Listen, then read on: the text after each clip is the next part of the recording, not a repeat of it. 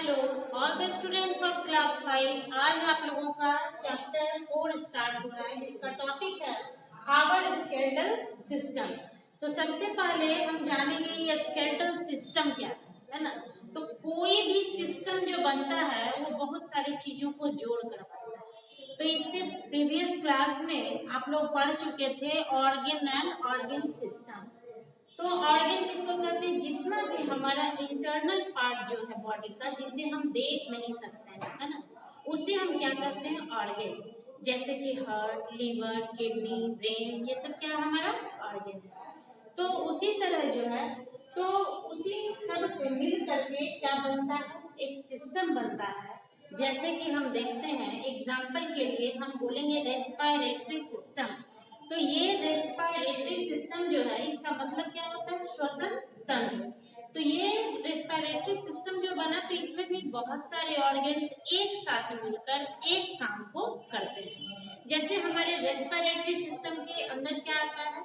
Knows से हम शुरू करते हैं। नॉस्ट्रल्स हो गया, यानी हमारे नाक का जो छेद है ना, इसको नॉस्ट्रल्स कहते हैं। इसके बाद विंड पाइप आता है, विंड पाइप के बाद लंग्स आता है ना। तो ये सब मिलकर के एक सिस्टम बनाता है। तो इस सिस्टम को हम क्या कहेंगे? Respiratory system. उसी तरह से यहाँ क्या है, यहाँ जैसे कि हम समझाए हैं आप लोगों को, यहाँ ऑर्गन सिस्टम, इसको आप लोग नोट भी कर लीजिएगा कि जब ग्रुप में कोई ऑर्गन जो है एक खास तरह के काम को करता है, एक पार्टिकुलर जॉब करता है, तो उसे हम क्या करते हैं? Organ system. उसी तरह से हम यहाँ देखेंगे स्केलेटल सिस्टम, यानी एक ऐसा सिस्टम जो बहुत तरह के बोन से मिलकर बना है। आप लोग जानते हो हमारे बॉडी में बहुत तरह का बोन है ना?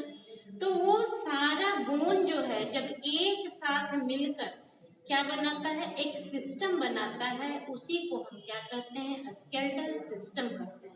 और वहीं हम देखते हैं कि इस सिस्टम में ये स्केलेटन यानी पूरा कंकाल जो हमारे शरीर के मसल्स के अंदर जो बोन का फ्रेम लाइक जो स्ट्रक्चर जो है वो हमारा क्या कहलाता है? स्केलेटन कहलाता है। और उसी सारे बोन्स को जब हम एक साथ जोड़ते हैं तो उसको हम क्या कहेंगे? Skeletal system. तो यहाँ स्केलेटल सिस्टम में यहाँ एग्जाम्पल के लिए आपको बतलाया गया है, क्योंकि यहाँ डिफरेंट टाइप्स ऑफ बोन से मिलकर ये बना है। तो यहाँ एग्जाम्पल के लिए हम यहाँ आप लोगों को दिए हैं स्कल। अब स्कल में एक तरह का बोन नहीं है, बहुत तरह के बोन से मिलकर बना है। हमारा rib cage, rib cage means छाती की हड्डी जो है, इसमें भी बहुत सारे बोन्स हैं। बैक बोन्स में भी बहुत सारे बोन्स हैं, है ना। तो इसी को हम क्या कहते हैं? Skeletal system. नेक्स्ट है, अब हम देखेंगे नेक्स्ट पॉइंट आता है स्कल का। तो स्कल यानी हमारी खोपड़ी। तो ये स्कल जो है ये किससे बना है? एक फ्लैट बोन से, है ना, एक चपटा समतल बोन जो होता है उससे मिलकर के क्या बना है? हमारा स्कल बना है। और यह जो है ये पूरा का पूरा स्कल जो है हम देखेंगे किस किस से इंक्लूड है। तो ये हमारा फेस जो है यह भी स्कल के ही हिस्से में आता है। जॉ है ना, अपर जॉ एंड लोअर जॉ, ये भी हमारे स्कल में आता है। हेड जो है यह भी हमारे स्कल का ही पार्ट है। तो आप देखते हो कि इसमें एक तरह का बोन का यूज नहीं है। अब आप अपर जॉ को देख लो, जब आप खाना खाते हो या बोलते हो तो ऊपर का जो जॉ जो है, माउथ का ये टू पार्ट है, डिवाइडेड है टू पार्ट में, ये लोअर जॉ और ये अपर जॉ। तो जब हम बोलते हैं या कुछ भी खाते हैं, मुंह जब खोलते हैं तो हमारे ऊपर का जॉ जो है वो क्या है? फिक्स है। तो वो ऊपर नहीं जाता है ना नीचे आता है, वो एक जगह रहता है, ठीक है। लेकिन हम अपने नीचे के जॉ को क्या करते हैं? बार बार मूवमेंट में लाते हैं जब हमें बोलना होता है या फिर कुछ खाना होता है। तो आप समझ गए कि स्कल जो है किस तरह के बोन से बना है। अब हम अगला देखेंगे पॉइंट रिब केज। तो रिब केज जो है, तो रिब केज इसका नाम क्यों पड़ा? छाती की हड्डी जो है उसका स्ट्रक्चर आप लोग बुक में देखना, है ना। तो उसका स्ट्रक्चर कैसा है? पिंजरे के जैसा है। यानी हमारे रीढ़ की जो हड्डी है वो आगे से पीछे की तरफ गई है। आगे चेस्ट का जो बोन है वो कर्व में मुड़ करके, है ना, थोड़ा थोड़ा जो है आधा गोलाई लिए हुए है और वो पीछे हमारे बैकबोन में जाकर के ज्वाइंट हुआ है। तो उसी को हम क्या कहते हैं? रिब केज कहते हैं। और हमारे रिब केज में यानी हमारी जो छाती की जो हड्डी है उसमें कितना पेयर्स होता है बोन्स का, तो 12 होता है। कितना होता है? 12 होता है। नेक्स्ट हम देखते हैं बैकबोन। अब बैकबोन जो है, बैकबोन जैसा कि नाम है आप लोग जानते हो, बैकबोन का मतलब होता है पीठ की हड्डी, है ना। तो एक वर्टिब्रल कॉलम है ना। आप देखोगे बैकबोन को जब आप टच करते हो तो आप देखते हो ऊपर से नीचे तक एक बोन के जैसा आपको कुछ हार्ड स्ट्रक्चर समझ में आता है, जो बहुत सारे छोटे छोटे बोन्स से मिलकर के बनता है। यानी हमारा जो स्पाइनल कोड जिसको तुम कहते हो, है ना, उसमें रिंग लाइक स्ट्रक्चर है, ढेर सारा स्मॉल बोन्स है जो रिंग के जैसा पूरा गोल गोल मुड़ा हुआ है, वो सबसे मिल करके बनता है हमारा बैकबोन। ठीक है। अब नेक्स्ट बारी आती है लिम्स एंड गर्डल्स, है ना। तो लिम्स, लिम्स क्या होता है? हमारा हाथ और हमारा पैर जो है यही क्या है? लिम्स है। आप लोग पिछले क्लास में भी पढ़े थे लिम्स के बारे में। तो लिम्स को भी 2 पार्ट में डिवाइड किया गया है। तो कैसे? जैसे कि हम हाथ की अगर बात करते हैं तो ये क्या होता है? फोरलिम्स कहलाता है, यानी एल्बो से नीचे का जो भाग जो होता है वो क्या कहलाता है? फोरलिम्स। और एल्बो से ऊपर का भाग जो है वो क्या कहलाता है? है ना। सॉरी, ये फोर आर्म हो गया और ये हिंड आर्म हुआ। ठीक है। और उसी तरह पैर में भी हम देखते हैं कि घुटने से ऊपर का जो भाग है उसको क्या कहेंगे? वही हिंड लिम्ब हो गया, वो हिंड लेग भी कह सकते हो। और घुटना से नीचे का जो पार्ट है उसको हम क्या कहेंगे? फोर लेग या फिर फोर लिम्स भी बोल सकते हैं। तो ये लिम्स हो गया। और यहाँ हम लोग के लिए लिख के दिए हैं कि आवर हैंड एंड लेग्स, यानी हमारे हाथ पैर जो है वो क्या कहलाते हैं? लिम्स कहलाते हैं। और लिम्स को हम 2 पार्ट में डिवाइड किए हैं, है ना। लिम्स में 2 पार्ट होता है, एक फोर लिम्स और दूसरा हिंड लिम्स। ठीक है। इसके बाद बारी आती है गर्डल्स की। तो गर्डल जो है यह क्या है? यह भी बोन ही है। तो ये गर्डल जो है हमारे पास 2 तरह का गर्डल होता है, एक शोल्डर में होता है और दूसरा पैल्विक में होता है। तो शोल्डर सबसे पहले हम देखेंगे कि शोल्डर का जो गर्डल जो होता है वह किससे बना है? हमारे कॉलर बोन और शोल्डर ब्लेड से। तो कॉलर बोन ये होता है, इस बोन को हम कॉलर बोन कहते हैं, और शोल्डर ब्लेड ये कहलाता है। तो ये पार्ट जो है इससे मिलकर जो बनता है इसी को हम क्या कहते हैं? गर्डल कहते हैं, और इसी को शोल्डर गर्डल भी कहते हैं। नेक्स्ट आता है सेकेंड, पेल्विक गर्डल्स। तो पेल्विक गर्डल्स जो है वह किससे बनता है? वह 3 बड़ी बड़ी फ्लैट हड्डियों से बनता है ना। फ्लैट मीन्स बिल्कुल जो समतल हो, चारों तरफ से चपटा हो। तो वो 3 लार्ज फ्लैट बोन से एक साथ मिलकर बनता है। और पेल्विक गर्डल्स जो होता है वो कहाँ होता है? हमारे हिप एरिया में होता है ना। तो ये 2 तरह का गर्डल्स है। अब इसमें आप लोग देख रहे हो कि यहाँ हम देखें, सबसे पहले आप लोग को बताए ऑर्गन क्या है, ऑर्गन के बाद ऑर्गन सिस्टम क्या है। क्योंकि आपका चैप्टर शुरू हो रहा था स्केलेटल सिस्टम से, इसलिए हम एक बार फिर से जो है पहले का लेकर के आप लोग को बताएं। ऑर्गन्स के बारे में बताए, ऑर्गन सिस्टम क्या है ये भी बताया। उसके बाद स्केलेटल सिस्टम, स्कल, रिब्स, है ना, बैकबोन, लिम्स, ये सारा चीज आप लोग का क्लियर है। इसके बाद जो है हम आप लोगों को क्या बताएंगे? जॉइंट्स के बारे में बताएंगे। तो जॉइंट जो होता है, जॉइंट 2 तरह का होता है। कितने पार्ट में डिवाइड किया गया है जॉइंट को? Joints are divided into 2 parts. First है movable joint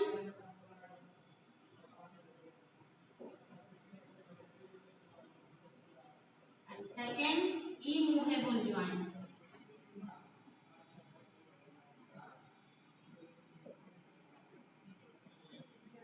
अब हम यहाँ देखेंगे, सबसे पहले हम देखेंगे कि जॉइंट है क्या।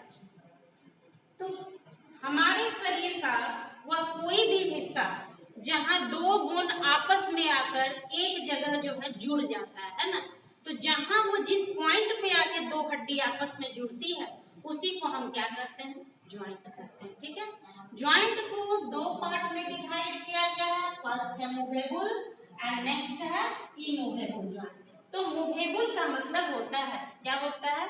वैसी हड्डियों का जोड़ जो क्या होता है, मूव करता है ना। उसे अगर हम घुमाना चाहें तो घुमा सकते हैं। और दूसरा होता है इमूवेबल जॉइंट्स, यानी वैसी हड्डियों का जोड़ जिसे हम चाह कर भी उसे घुमा नहीं सकते हैं, है ना।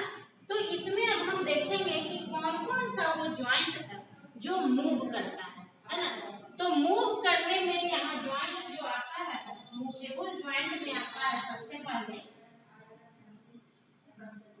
क्या आएगा, ball and socket joint. Ball and socket joint.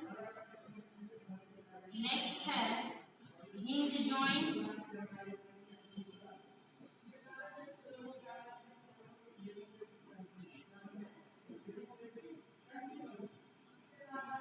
Pivot, है ना। तो ये सब जो कुछ जॉइंट है ये क्या करता है, मूव करता है। सबसे पहले हम देखेंगे बॉल एंड सॉकेट जॉइंट। तो बॉल एंड सॉकेट जॉइंट जो है ये हमारे आर्म में होता है। कहाँ होता है, ये आर्म का जो अपर एरिया जो है शोल्डर से जो है जुड़ा हुआ, इसको हम क्या कहेंगे, बॉल एंड सॉकेट जॉइंट। और दूसरा हमारे हिप में होता है, ठीक है। तो इसी वजह से आप हाथ को जिस डायरेक्शन में चाहे उस डायरेक्शन में मूव कर सकते हैं, ठीक है। तो ये मूव होता है। और दूसरा आता है हिंज जॉइंट। तो हिंज का मतलब क्या होता है, जैसे हिंज का मतलब आप दरवाजा के हैंडल को जो है आगे या पीछे या बंद कर सकते हो या फिर खोल सकते हो। तो आगे और पीछे दो ही तरफ ना खींच सकते हो। तो उसी तरह जो है हमारे नी का जो जॉइंट है, घुटने का जो जॉइंट जो होता है, उसको हम आगे और पीछे के तरफ ही मोड़ सकते हैं, ठीक है। हमारे एल्बो का जो जॉइंट है इसको क्या करेंगे, ऊपर और नीचे, क्या इसको गोल गोल घुमा लोगे, नहीं घुमाएगा। दूसरा है पाइवोट जॉइंट। पाइवोट जॉइंट जो होता है वो हमारे ये वर्टिब्रल कॉलम, यानी जो स्पाइनल कोड जो स्टार्ट होता है जस्ट नेक के पीछे से, तो फर्स्ट और सेकंड वर्टिब्रेट जो होता है, यानी स्पाइन का फर्स्ट बोन और सेकंड बोन, तो वहां जो है ये जॉइंट होता है जिसकी वजह से हम अपने नेक को मूव कर सकते हैं, ठीक है। इसके बाद आगे और बताते हैं आप लोग को।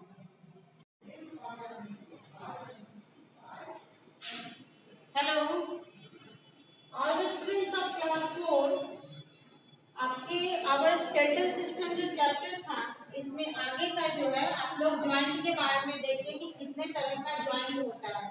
सबसे पहले हम इसको आप लोग को इससे पहले बताए थे मूवेबल एंड इमूवेबल जॉइंट होता है। तो मूवेबल का मतलब क्या हुआ, जो मुड़ता है, मुड़ सकता है, और इमूवेबल मीन्स जो नहीं मुड़ सकता है। तो इसमें भी हम आपको बता रहे कि बहुत तरह का जॉइंट है।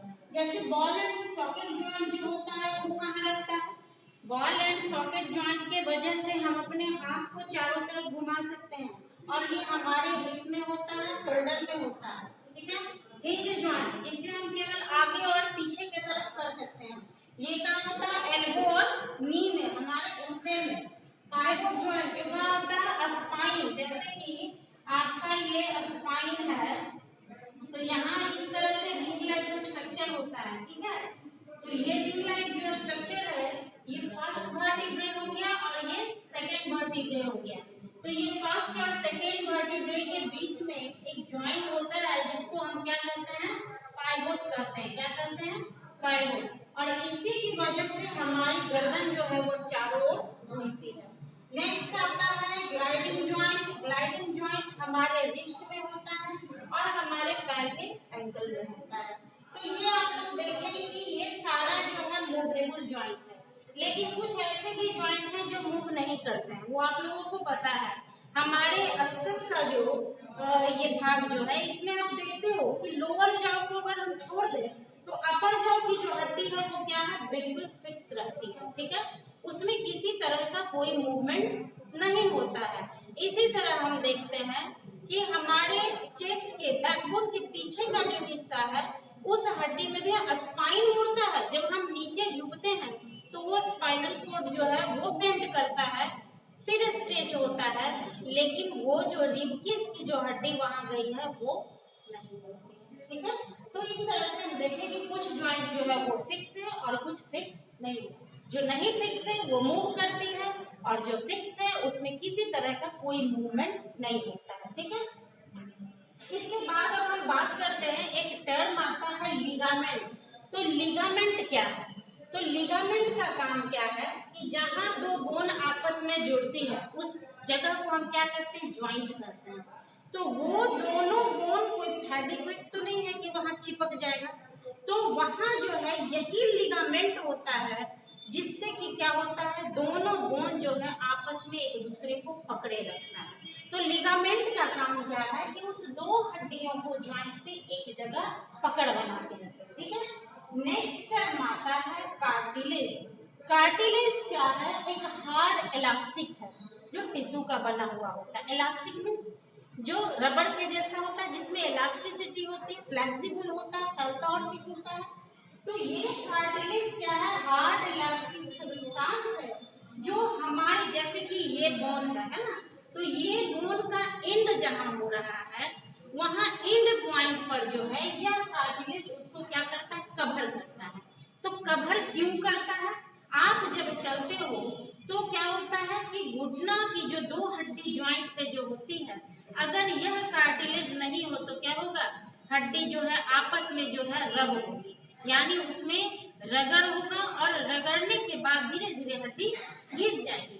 तो आप लोग अक्सर सुनते हो कि ओल्ड एज में जाने के बाद जो है क्या होता है, घुटने में दर्द शुरू हो जाता है। इसका कारण क्या होता है कि ओल्ड एज में आने के बाद धीरे धीरे जो है वो कार्टिलेज जो है वह कमजोर हो जाता है, और कमजोर होने के कारण क्या होता है कि वह वहां से मतलब घिस करके हट जाता है, और जिससे जो है हड्डी बार बार एक दूसरे से टकराती है, घिस जाती है, और इस वजह से हमें दर्द महसूस होता है। तो आप कार्टिलेज, लिगामेंट समझ गए। अब आपको समझना है मसल्स के बारे में। तो मसल्स क्या है, आप लोग जानते हो कि हमारा पूरा शरीर जो है, जो स्केलेटन अंदर में है, स्केलेटन जो है सिस्टम जो है, उसको कवर कौन करता है, मसल्स, है ना, हमारी मांसपेशियां। तो ये मांसपेशियां जो है दो तरह की होती है। सबसे पहले आपको जानना होगा कि मसल्स कितने तरह का होता है। तो हमारे पूरे शरीर में 600 मसल्स है। कितना है, 600 मसल्स है, जिसको दो पार्ट में डिवाइड कर दिया गया है। फर्स्ट है वॉलेंटरी मसल्स एंड सेकंड है इनवॉलेंटरी मसल्स। तो फर्स्ट में हम देखेंगे कि वॉलेंटरी मसल्स किसे कहते हैं। वैसे मसल्स को कहते हैं जो हमारे कंट्रोल में है, यानी हमें जब मन होगा तो हम उसमें मूवमेंट करवाएंगे, हमें अगर इच्छा नहीं होगी तो हम उसका मूवमेंट रोक देंगे। वो हमारे कंट्रोल में है। अगर आपको चलने की इच्छा नहीं होगी तो आप चलोगे, नहीं चलोगे। आपको बैठने की इच्छा होगी, आप बैठोगे। आपको लेटने की इच्छा होगी, लेटोगे। क्यों? क्योंकि पैर और हाथ जो है, हमारा मूवमेंट जो है वो हमारे कंट्रोल में है। तो यहाँ जो मसल्स जो वर्क करता है वो हमारे नियंत्रण में रहकर वर्क करता है। तो हमारे हाथ पैर का मसल्स इसमें आता है। दूसरा है इनवॉलेंटरी मसल्स। तो इसमें है इनवॉलेंटरी मसल्स जो है वैसे मसल्स को कहते हैं जो हमारे कंट्रोल में नहीं है, यानी वह हमारे चाहने से वो मसल्स में मूवमेंट नहीं होता है। ऐसा नहीं है कि हम चाहेंगे तब उसमें मूवमेंट होगा और नहीं चाहेंगे तो उसका मूवमेंट हम रोक देंगे। तो उसमें क्या होता है, जैसे कि हार्ट अटैक लंग से क्या ऐसा होगा कि आप चाहोगे कि आज भर हम आराम करें, सांस नहीं लें, फेफड़ा को आराम दे दें, लंग्स को, ऐसा नहीं होता है। वो हमारे कंट्रोल में नहीं है। क्या हम ऐसा कर सकते हैं कि अपने हार्ट बीट को जो है 24 घंटा के लिए रोक दें? नहीं रोक सकते हैं, है ना। वो हमारे कंट्रोल से बाहर है। क्या है, हार्ट जो है वो भी तो मसल्स का बना हुआ है, लंग्स जो है वो भी तो मसल्स का बना हुआ है। इसके अलावा हमारा इंटेस्टाइन जो है, लीवर जो वर्क कर रहा है, वो सब अलग अलग तरह के मसल्स से बना हुआ है। तो ये ब्रेन जो है, ब्रेन क्या है, ऊपर मसल्स है और अंदर उसमें बहुत सारे छोटे छोटे नर्व्स हैं, है ना। तो ये सब हमारे कंट्रोल से बाहर है, ये हमारी इच्छा पे नहीं चलता है। ठीक है, तो आप लोगों का ये चैप्टर जो है ये कंप्लीट हो गया। जितना भी टर्म हम आप लोग को यहाँ लिखवाए हैं ये आप लोग सब नोट करके याद कर लीजिएगा, ठीक है।